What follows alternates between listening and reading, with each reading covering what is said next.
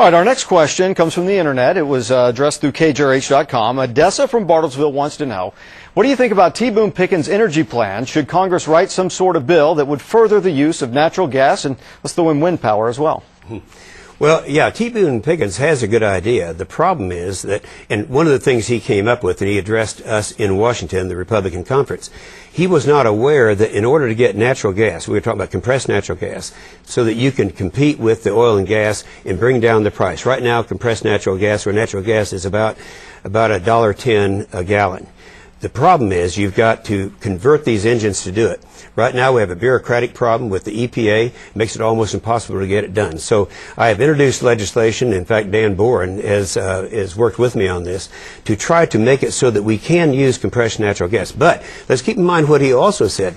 You got to keep drilling. You can't run this machine called America on wind and sun when the technology isn't there yet.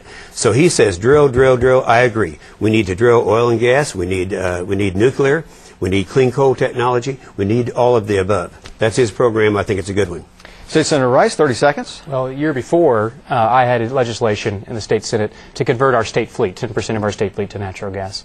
We would not be in the situation where we are today if where we are beholden to a one-fuel economy. I talked to Oklahomans all over the state that want to be able to go and take their trucks and their vehicles to gas stations and put natural gas in those in their vehicles. I met someone who worked for the Oklahoma Department of Transportation 30 years ago and said they were trying to convert the state fleet to natural gas 30 years ago. The technology has been there. The political will has not, by people who have been happy and complacent with one-fuel economy from the big oil companies. Senator Inhofe, 30 more seconds. Yeah, let me just correct something he said before. When he said that, I quoted me as saying we don't have a problem in Oklahoma.